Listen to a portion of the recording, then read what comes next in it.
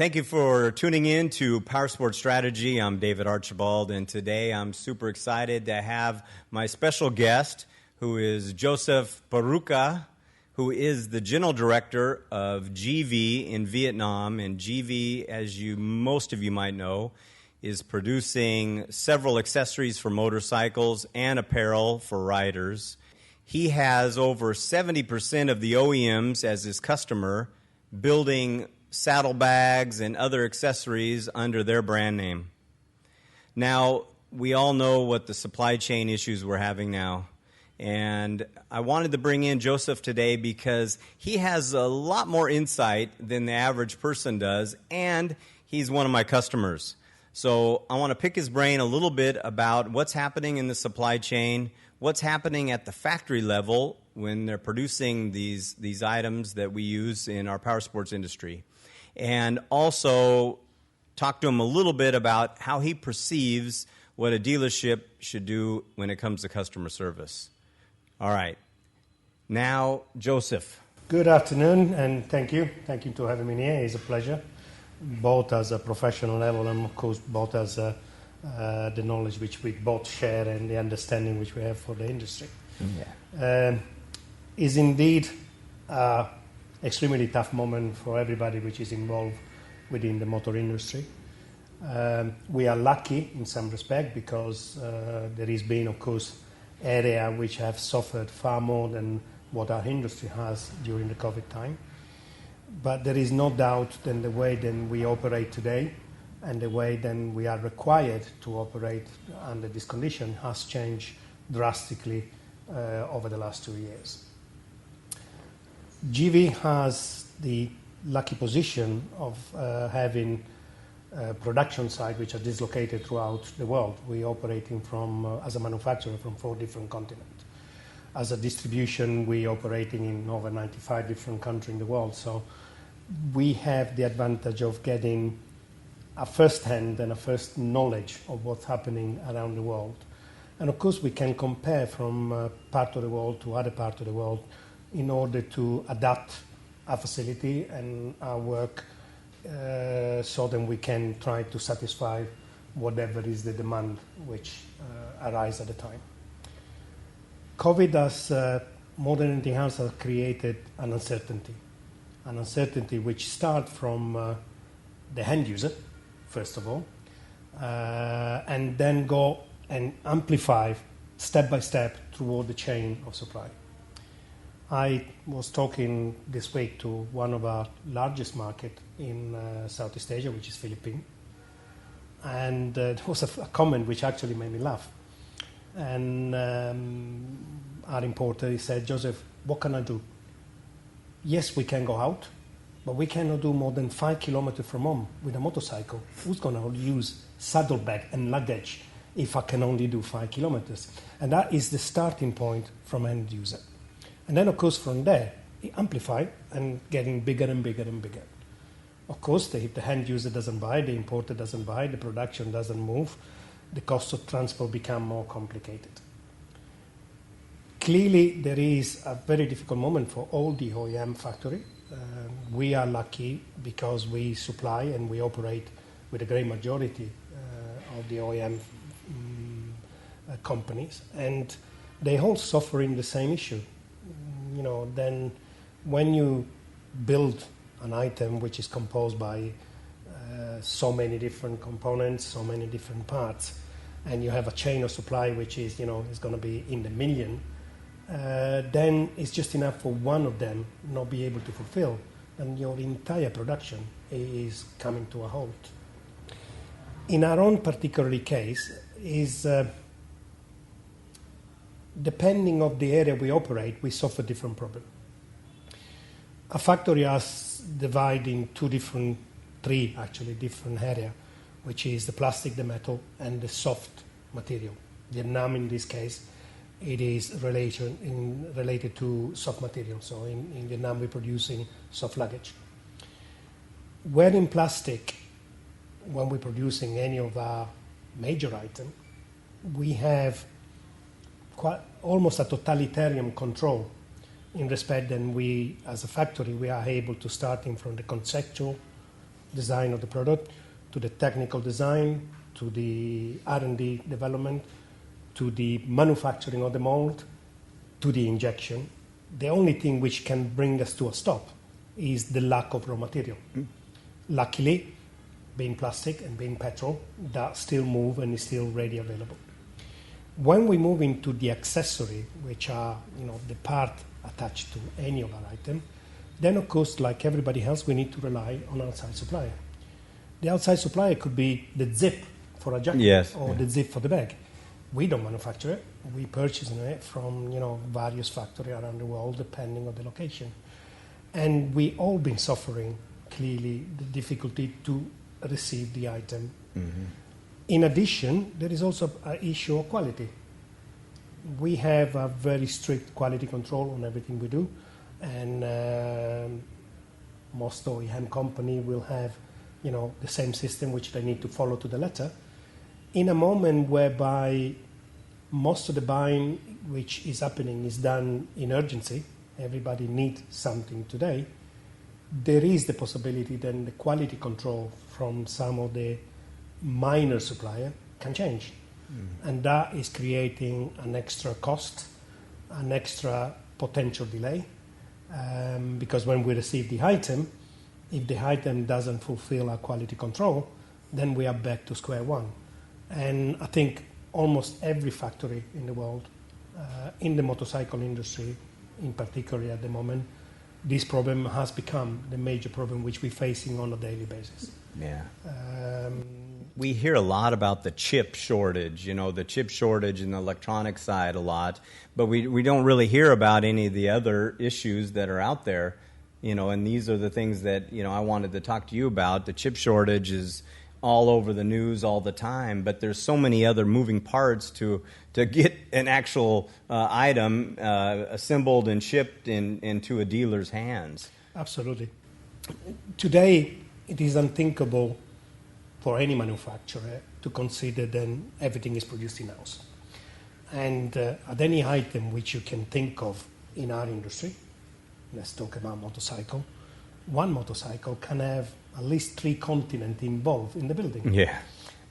You can have the frame manufacturing in Thailand or Vietnam. Mm-hmm. You can have the engine part manufactured in Europe. You can have the electronic coming from Taiwan or Japan. Yeah.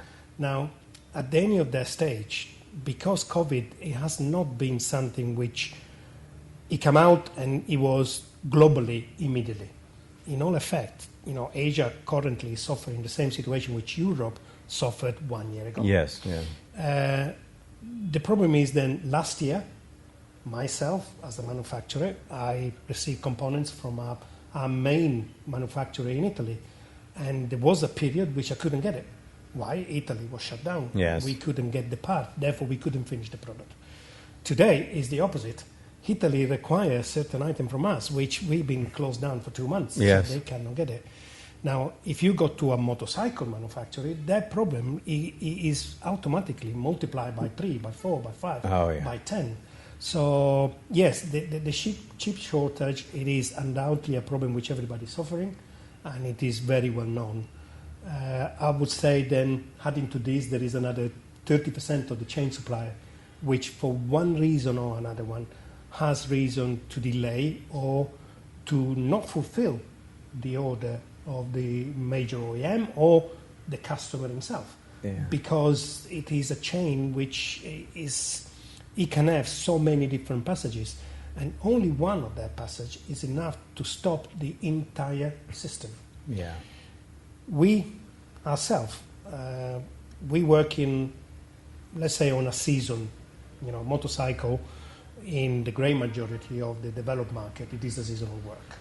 So we have very restricted time within 1 year whereby we can supply the distribution center, which then supply the shop and so on and so on. And that period, it is effectively 5 months, and the peak is between March and September. Yes, yeah. So manufacturers like ourselves receive normally order in advance of a period which is between 6 to 8 months. So basically, as a manufacturer today, we working on 2022 already. we are preparing the product which the customer hasn't seen. Why? Because we will launch at the Milan show. Yeah. By then, we will need then to ship it, to deliver it to our dealer, to be ready to be out in February or March. Before COVID hit Vietnam, I received the program and the forecast for the year 2021-2022, which means the preparation of all the product for 2022 with the plan of delivering within the end of this year and the beginning of this year. And then COVID arrived in Vietnam. Now, we supply first customer. It is Aron, because GV has offices and distribution center around the world, plus, of course, all of our importers and the OEM. Now, I was sitting on my desk thinking, what should I do? Should I professionally notify to all of my customers then standing at the current condition, I will not be able to fulfill the date of delivery? Or should I just not saying anything, hoping on the best, then the closure will be 1 week or 2 weeks, and then I will employ more people doing overtime, increasing my production cost in order to pick up the time lost. At the end, the only really professional decision was to advise my own group, my own companies, and say, sorry, we cannot. We need to look immediately how to source this material from areas which are not afflicted by the situation which we have in Vietnam. Yes. And therefore, we moved almost 60% of what it was, the forecasted program, to different countries. Wow, that's great. Now, the important point on that is then, it's got a tremendous cost. Now, our R&D office, both in Europe and in Vietnam, have worked toward this product for a period which is generally between 6 to 8 months in order to prepare, design the sample, proving it, obtaining, of course, the agreement with the customer which we supply. And now, all of a sudden, I need to go to a different production and restart the program again. So my development cost has doubled. Yes. My logistic cost has doubled. Yes. The reality is we cannot all of a sudden increases our prices. Yes. It is unlikely. So as a manufacturer, we will absorb that cost. But it makes our work extremely hard. Yeah. Because even in that situation, the level of uncertainty still remains very high. The cost will increase because we need to increase our quality control, because we will deal with a company which, yes, is approved within our books. Yes, we know them, but they were not developing or working on their product. And all of a sudden they do it only because their location is in a place where they can still operate. Yes. Instead than some of our other factories which are currently closed. Now, I believe then the example which I quote, it is an example for many manufacturers, not just ourselves. Yeah. And again, if that product has a chain of supply which is, let's say, 50, 60 different areas of supply, then that problem is amplified 60 times. And is making it extremely hard to fulfill. I have a customer in Hanoi who works for the factory in doing quality control for Polaris. And they build a lot of items for Polaris products, from motorcycles to snowmobiles, etc. And with the chip supply, they had a problem with some gauges, and they could not get the chips for these gauges. And exactly what you're saying is they had to call R&D real quick, find what chip they could get, modify that gauge to fit that chip, go back to the manufacturer, say, is this okay? And then the amount of the cost, the timing, all this is just on top of all the other problems that are happening right now. And go take a minute and go through what's happening on the logistics side. Before we turned on the cameras, we were talking about, Joseph was telling me about the, really what's happening with the shipping containers and et cetera. Go into that for a minute. The logistics has become, all of a sudden, one of the, I would say, currently the prime problem which every manufacturer, and unknown to them, every customer will suffer. It has been a long situation. It has not happened overnight, although now we are exposed to a problem which is unthinkable in some respect. And it is a consequence of many factors. The problem of transport began really, I would say, probably 5 years ago. We've seen a steady climb of the prices of transport intercontinental and sometimes continental, both by land and by sea and air. Now, the first justification which the great majority of business looked at was normally you are subject to increase of transport and logistic cost due to the cost of petrol. Yeah. That's what everybody refers all the time. In reality, I would say that the cost of petrol has an influence, without shadow of a doubt, but it is not justified to the level which we are currently suffering as an increase of cost. What it has changed, it is the global market. In respect that whereby a few years ago, 4 or 5 years ago, the great majority of distributors, the great majority of distribution point will buy in high quantity. Today, because of the uncertainty of the market, because of the advent of the freedom of the internet, the system has changed. The internet is undoubtedly the future. Sales over the internet can and will be in the future extremely important. And today is representing already a substantial amount of everybody's business. Perhaps less than what people think, but nevertheless, I will estimate probably between 20 to 25% of the sales today in any area, some area more than others, they are over the internet. Now, unfortunately, up to today, there is not a system whereby we can protect ourselves as a manufacturer or distributors in order to have what I will call an ethical way to sell over the internet. Yeah. That has brought a change of mentality to the end user.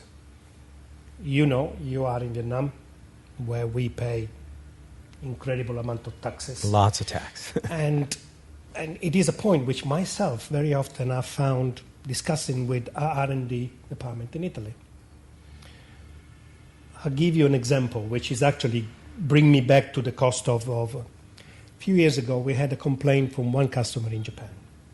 Japan is very well known for the extremely high quality of product, which is part of their culture. You know, anybody in Japan, their expectation, it is just above every level which I have experienced in my international work.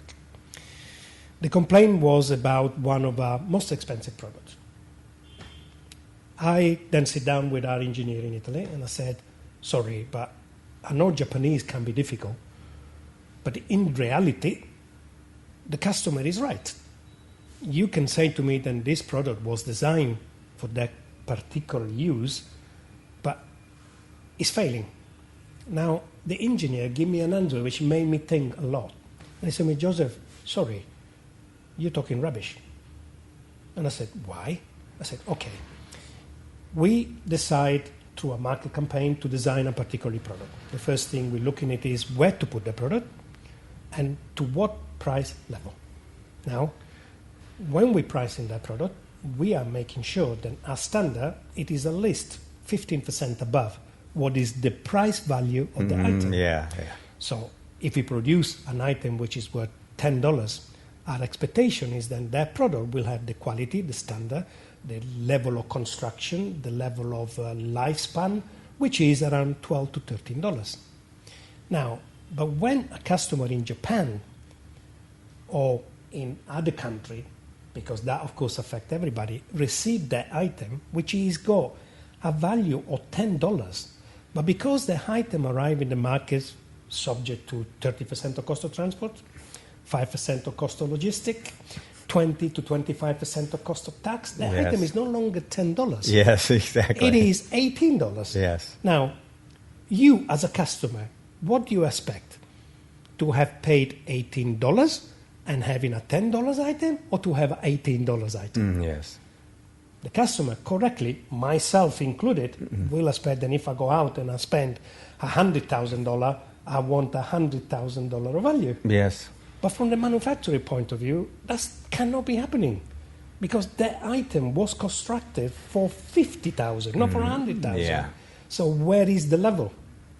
Now, going back to the cost of transport, the freedom for people to buy and to see products and prices over the internet has changed the value and the quality perception which the customer has.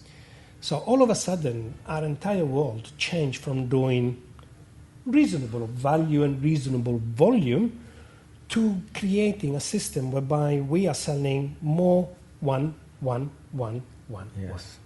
Now, clearly, when you're putting, in my particular product, in one container, 1,000 pieces, my cost is once. And of course, I have the volume. But when I break down that volume to so many different parcels, the cost become automatically much higher. Yeah. The current cost of transport, I think, is inflated tremendously by COVID because during the COVID time, of course, USA and Europe first and now Asia, there was no alternative. The great majority of people had to rely on internet to receive supply. Yeah. And we are talking about not industry, but personal. Sure. So you ending up buying your food, you ending up buying your phone, you ending up buying one single item. Now, as a customer, you don't calculate the cost of that because, of course, the company haven't increased the cost. They still need to sell. They still need to survive. They still need to pay wages. But the reality is that all of a sudden, the shipping company, from receiving, order for 10 containers in 1 week, they're receiving order for 20,000 parcels in 1 week. They were not ready. And like ourselves, they could not immediately increase the prices. So the breaking down of multiple supply has brought to a situation that all the logistic company has suffered at the beginning of COVID, a moment whereby they were working in negative. And then, of course, the price started to creep up. As the understanding from everybody, then you had to wait a little bit longer, and the cost of transport is a little bit more because everybody's shipping everything one item. And now it's going the opposite direction. So all of a sudden, we see an increase of transport, which is between 40 to 50, up to 70% in some cases, which is higher than what it was 2 years ago.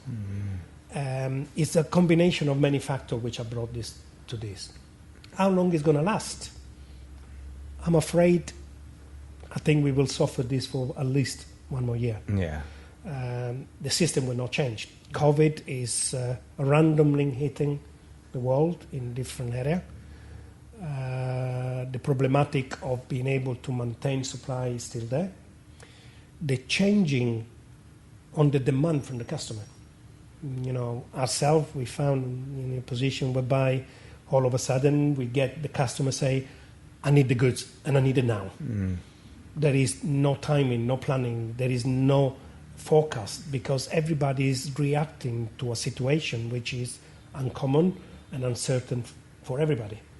And unfortunately, whatever you buy, it's irrelevant than you buy it in the shop underneath your house, is today, in today's world, probably whatever item you have, it has at least one bit which is coming from somewhere else in the world. Yes. And that has a cost, a carbon imprint for all of us, and of course a cost to all of us. Now, the end user perhaps still hasn't perceived that, and he still hasn't paid for it. But if situation remain unchanged, manufacturing-wise, we cannot maintain the cost of this. Sooner or later, someone is going to pay. Yes. So, buy one item, and in the internet example, thinking that you're saving 15% from what is your local shop underneath. No, you haven't. You're just going to pay the 15% much later. Yes. Because everybody's going to have to pay it because we're shipping one item at a time. The uncertainty in every country of what their government is going to impose on them to battle COVID differs from every single country. So it's hard to even understand where you're going to be 2 months from now or 3 months from now when the government can come in and say, okay, we're on lockdown, no one can work, now you can't get any supplies. And then for you example, and I'm sure for us, we still paid employees during lockdown. We still paid rent on facilities during lockdown. So all those costs the costs are still there, and there's no revenue, there's no production, and then you multiply that by where every item is made all over the world, and then at one time everyone's on, but this guy's off, and it throws it off. I just don't see how it's going to even come close to gelling, even in a year, I don't think. The hidden cost of COVID, over the last year, every time I had opportunity to speak with fellow business people and friends, and we're discussing this, I keep saying to everybody, we'll sit down. You haven't seen the cost. I think the real cost of COVID, we will see it by the end of 2021 and throughout 2022. Yeah. Why I say that? I'll give you a very simple example. We as a company have multiple factories located in different parts of the world. Now, why Vietnam? Vietnam is a place which we looked as an investment, and of course it is today one of the biggest motorcycle markets in the world, although for small scooters, yeah. So we wanted to be here, and we wanted to be able to offer to the local dealers and to the local customer the same level of service quality which we do in other parts of the world. As such, we invested in the country. Now, what COVID difference has made is then that cost of investment has multiplied, and it will be now having to be looked to be moved of 2 years. I'll give you a very simple example. Over the COVID, we ourselves respect tremendously our workforce, and we have, of course, as shut down the doors, but we keep paying everybody, and we helped most of our staff. Our factory in here is not that big, but nevertheless, we have a headcount which is above 250 people in Ho Chi Minh alone. Now, why we pay them? A, humanitarian value. 2, investment value. Mm-hmm. Now, in order for them to produce, Vietnam is a country which is developing very fast, and the level of workmanship is actually very high already. Mm-hmm. But for us, in order to produce a product which is sold in Japan, USA, Europe, we need to train our people to operate in a certain way. What is their length of training? 6 months. Yeah. From the moment that I employ someone to see the end quality which we are expecting, it will take between, depending on the function of the person, between 3 to 6 months. Now, at the time that COVID arrived, the decision was, should we keep everybody employed? Because in reality, until middle of 2022, we're going to suffer this crisis. On a human level, as a group, we haven't made any redundancy in any part of the world. We decided to keep everybody on. But also as a business decision, we had to. Because if I let my staff go, at the moment then I will need to restart. 6 months behind. The R&D cost, yes, and the development cost and the training cost will be double again. Yes. And this is all factors which influence tremendously any decision, and also influence himself, the product himself which we produce. Because at the far end, the product is what it is, the end result. If we don't calculate in all of these factors, then the product will not be to the standard and to the quality which we expect, and more importantly, which the customer expects. Yes, exactly. The major issue in all of this, I think you suffering the same problem we're suffering, is then when we try to explain this to Joe Block coming to the shop and he said, I want this item and I want it now, what can you tell him? Doing a conversation like this and explain to him, you have no idea of how difficult it is to do what we're doing and how costly it is and how much effort we're putting in maintaining our business, not because we're making money, but because we have to, for the safety of what we're doing as a business and for building for the future. Mm-hmm. You cannot say that to a end user.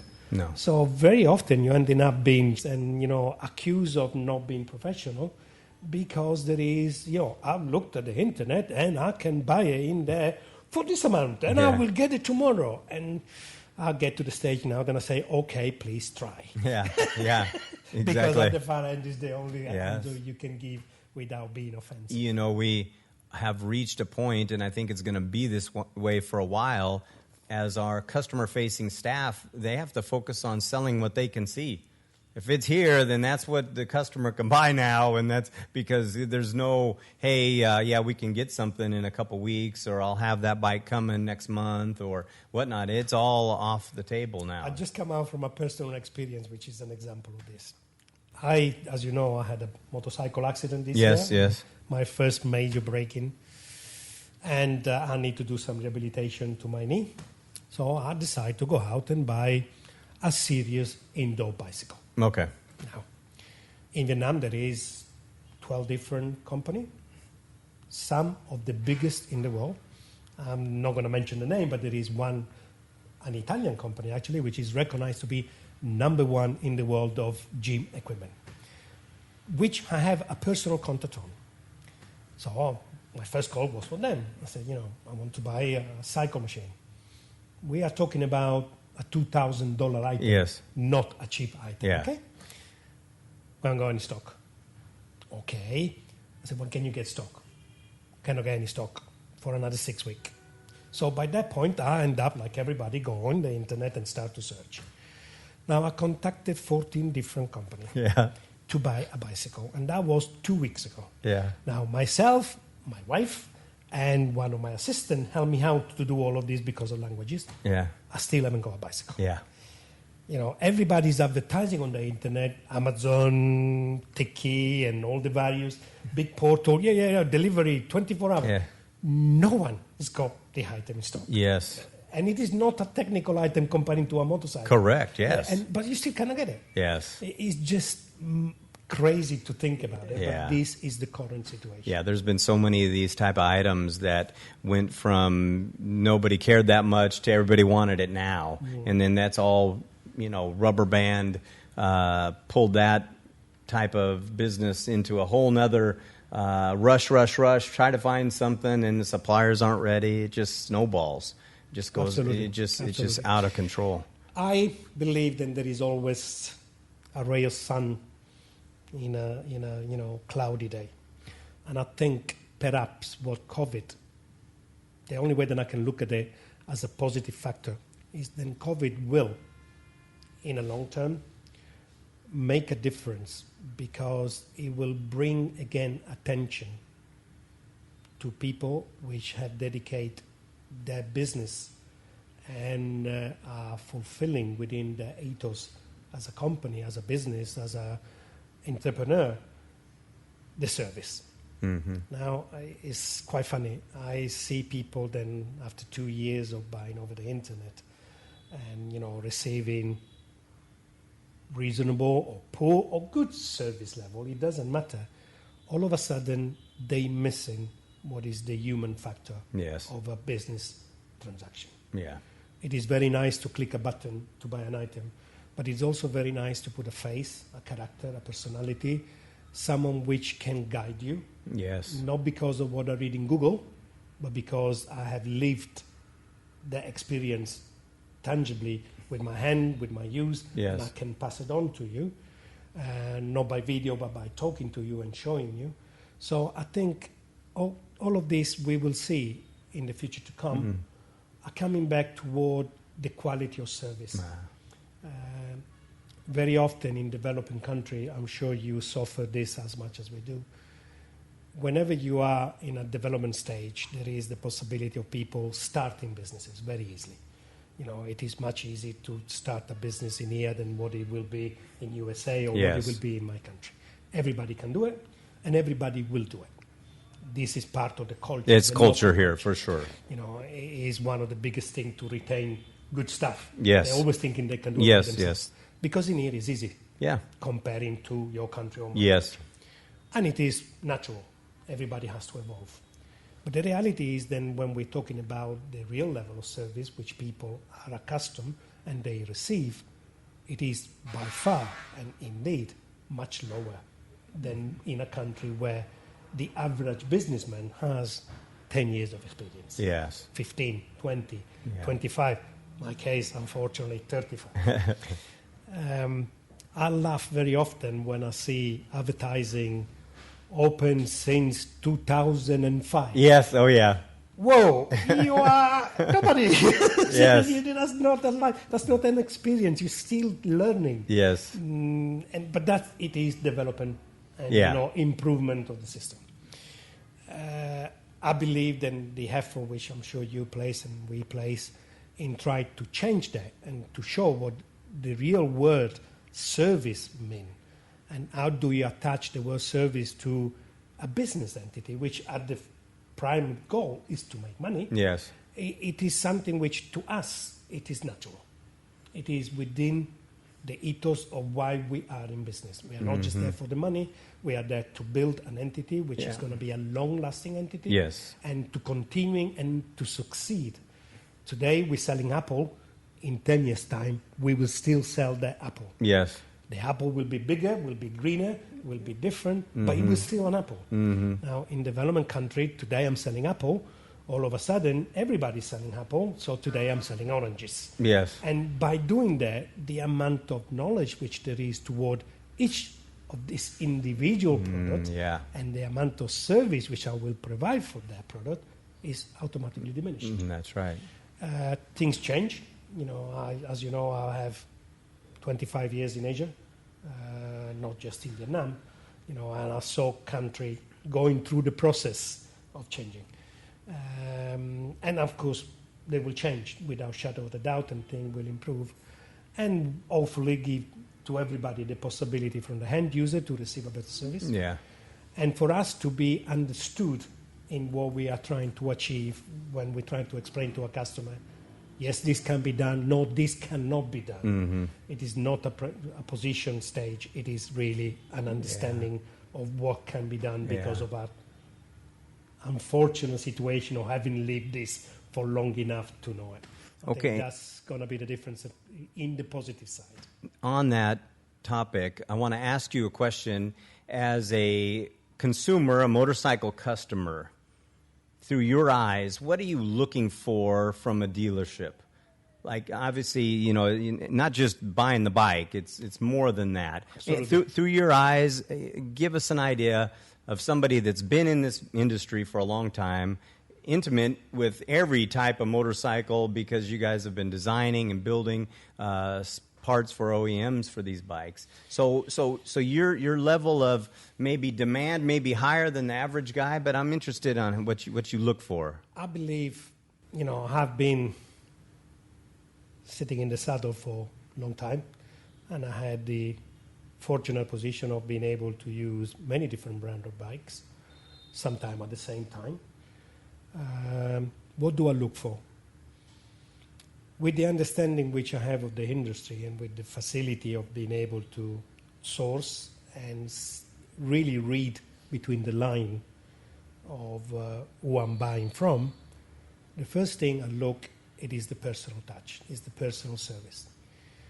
I can understand, I also can get upset at times when I don't receive the service because of outside factors. Luckily my business knowledge will allow me to overcome the customer point of view. But definitely I look for a dealer which made me feel not a customer, not just a customer, but someone which has an expectation to receive a level of personal contact, personal touch, attention to my need, regardless that the need can be right or wrong. Yes. I also respect the fact that they can say to me, then, sorry, sir, what you want, it is not achievable, because that is part of receiving the service. Yeah. The communication side. Communication. And in Vietnam, we have a big problem with that, especially with my foreigner customers. Most of us are not taking the time to learn the language because it's super difficult with the tonal language. And some of actually the best teachers I have in this industry for my staff are my foreigner customers, because they demand a higher level of customer service than the typical local guy does. So I'm very thankful for people like you to help my staff learn, how to provide a more, global level of customer service. The level of the question which is posed to a salesperson will raise the level of the answer which the salesperson or the mechanic will give you. Now, if you have a customer which has Google knowledge. Yes. I have Google knowledge in almost everything. But doesn't have the experience, his question can be, at times, difficult to reply. Mm-hmm. People which have, used bike for a long time, or cars, or any item, will have already a certain understanding, which is due. We are no more intelligent than anybody. I need to stress this very strongly. Very often I have to say this to people. I say, look, I've just been very lucky. I have an experience behind me, and which I've fulfilled and loved to fulfill. Mm-hmm. Therefore, I gained this knowledge. It is not a question of being better, smarter, more intelligent. Yeah, it's purely then we lived it. It's history repeating all the time. That's right. Yes. I started my life as a motorcycle at the age of 14, which is long. What was your first motorcycle? You don't want to know that. I do. I had an argument with my father for 7 months. Now, by the age of 14 in Italy, every kid will have a bike. And by the age of 14, when I was 14, yes, we did have bikes. The bikes to have, of course, was Vespa. Yes. Piaggio was the thing. Actually, not just Vespa. It was also Benelli. Yeah. My dream was a Vespa, and my father said to me, son, if you're going to go do well at the exam, I will buy a motorcycle. If you don't do well, you're going to come and work in my restaurant as a washing up. And of course, I've worked extremely hard to get good results. And my father bought me a Motobeccane. You probably never I've never heard of it. Yeah. Okay, you know MBK? MBK, yes, yeah. Which is now owned by Yamaha. Yes. Originally, Motobeccane was... okay. MBK. All right. Now, at the time, it really had something technically quite unique. It was a 50cc with a variator engine, which means the engine was going up and down, therefore shortaging the length of the chain and make it faster. Okay. But it was horrendously ugly. And my father also bought one which was Mashi P color. Okay. Which, it was my street credit didn't go. Really didn't go. So by the time then he actually gave me the bike, I said to him, sorry, can I come to work for you so I can make some money and buy myself a proper bike? And I did. I worked for the season in the summer. And by the end of the summer, I had my Vespa 50. Maybe that was your dad's plan the whole time. Yeah, I'm sure it was. And after that, I never stopped working. No doubt. Yeah, wow. So Motobeccane was my first bike. That's great. Unique piece of item. Yes. Thank you very much, Joseph, for coming and talking to us today. I really appreciate that. Thank you.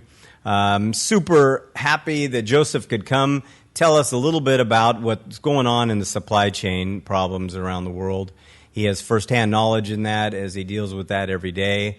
Joseph and I are living in Ho Chi Minh City, Vietnam, and in Vietnam, the government did a really good job of keeping COVID out for about 12, 13 months. And then Delta variant came in and really wreaked havoc here.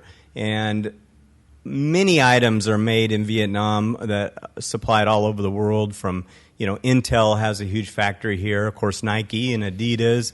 But Showa is building the suspension parts here. And like Joseph said, many frames and other parts are made here. So you're going to see a hiccup because we definitely had a long time where we couldn't even leave our houses and to deal with COVID. But now it looks like the government's went ahead and said, okay, we're going to put the economy over it, and most of the people have been vaccinated in the big cities and in the factories, which has been good.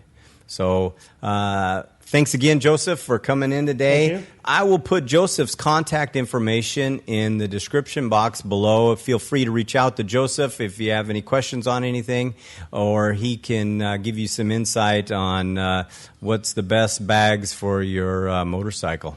All right. Thanks again. I again. always suggest what is the best bike, being a very happy customer of David, and driving his brand in Vietnam, which I received excellent service. That's good. Well, as soon as you don't, you tell me.